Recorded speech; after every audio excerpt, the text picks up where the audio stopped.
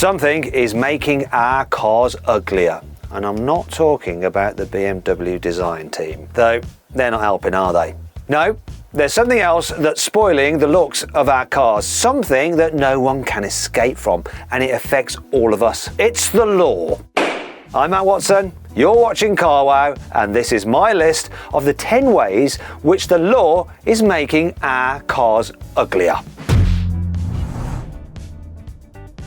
Yes, the law really is making cars uglier. And I've got the proof, starting with AEB, or Autonomous Emergency Braking. Sure, it's a great safety feature, and it probably helped prevent thousands of accidents, which is why it's now mandatory on all new cars. But making it work usually involves a sensor box on the nose of the car, and they look rubbish. So now we've got Audis that look like undercover police cars. Just look at the A6.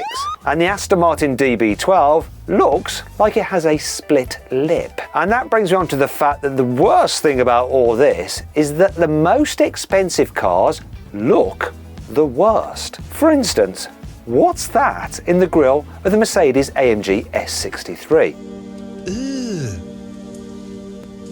Brother, It looks like the heating thermostat from a rented flat. And the Ferrari Roma? That's got a 1980s burglar alarm sensor jammed in the lower grille. What were they thinking? But it's about to get even worse. The safety regulations are about to get even stricter. This doesn't just mean ugly sensors. Some cars are about to disappear completely. The Toyota GR86.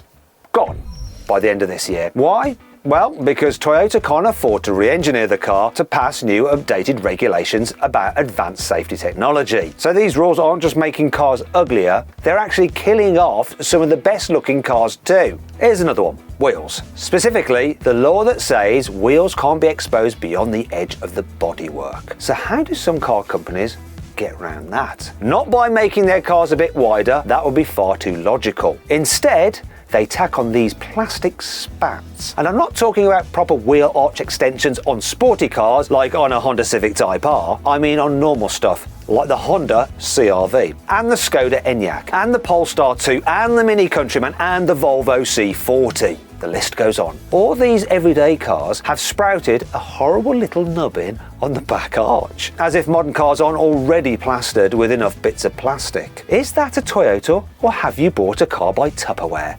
I don't know. You'll actually start noticing these things everywhere next time you drive. The weirdest thing about these crappy bits of plastic is that some high-performance cars still have them. Even something as leery as the Lamborghini Aventador SVJ. This is already one of the widest cars ever made, and it still has little spats. Why? Now we come on to door mirrors. Look at a car from 20 years ago, like, say, a second generation Fiat Panda. The mirrors are so tiny, they look like hippos' ears. But now the law says mirrors have to be of a minimum size, and so what do we get? Land Rover Defenders are driving around with truck mirrors, and the Rolls-Royce Phantom looks like it's got inflatable novelty golf clubs on its doors. But this problem is even worse on smaller cars. Look at the Fiat 500e. It's a very cool little car, except for the fact it looks like it has two blimps emerging from the sides. Still, could be worse. At least they don't have cameras for mirrors, because cameras for mirrors are rubbish. Now here's something else the law has opinions about. Sharp edges. In Europe, they're not allowed, which is why we'll never get the Tesla Cybertruck sold here officially unless Elon covers them all in pipe lagging. But did you know the law even prohibits sharp edges on the back of cars? And that particularly affects exhaust for some reason. Whether it's the tucked away real exhaust pipe on the new Mercedes AMG C63, or those weird moulded in pipes that aren't exhaust at all on the Seat Leon, or the strangely beveled exhaust tips that have appeared on cars from a Mini Countryman to an Aston Martin DB12. Honestly, how often do they think we're going to be reversing into someone? Here's another source of back-end ugliness that can be blamed on the law: lights. Specifically, these fiddly extra lights in bumpers that are there because the law says you have to be able to see the backlights at night even if the tailgate is open. So we get stuff like the Mini Clubman or the Audi Q7 or even the Bentley Bentayga. All these cars have extra bumper lights which are harder to see and easier to damage if someone dinks your car in a car park, and they look really messy. It's a lose-lose situation with an extra lose on top. Now there's an answer to this legal requirement, but it ain't pretty. BMW gave the iX a whole set of extra extra lights inside the boot. And before that, the Vauxhall Insignia Estate had a similar setup. I grant you that it's neater than having extra lights in the bumper, but it also makes it look like your car is pooping out another car. Weird.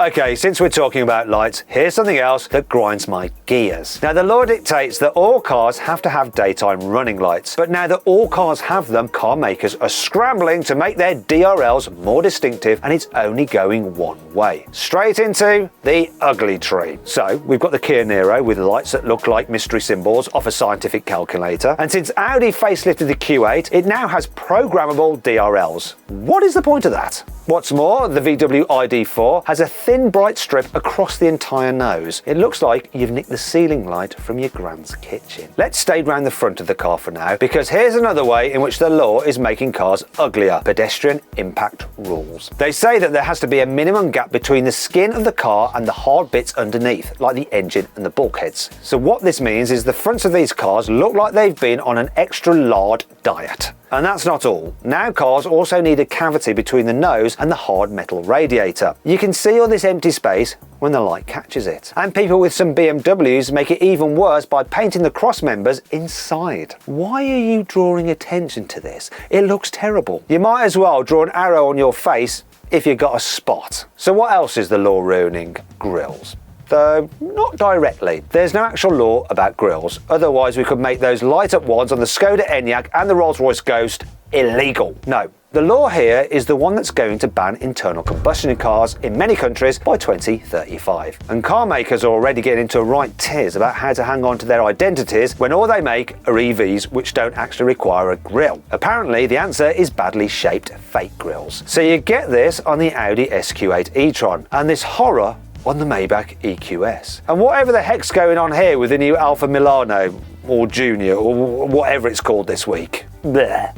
But actually the problem's bigger than that. The laws that dictate how efficient our cars should be and what they run on is ruining the shapes of the cars themselves. So, in the name of aerodynamics, efficiency and range, you get the Mercedes EQE and EQS that both look like differently sized bars of soap. And the Tesla Model Y that looks like a giant computer mouse. Come to think of it, what about the laws governing safety and how far your head is from the top of the windscreen? And how high your headlights are? Well, what do these laws give you? Generic shapes, which is why lots of medium SUVs basically look the same. The Audi Q5, Mazda CX-5, Ford Kuga, VW Tiguan, I mean, they're not exactly distinctive, are they? And finally, we come to front number plates. Now, in most countries, they've been the law for years. So how is it that most car companies don't design the front end of their cars to accommodate them?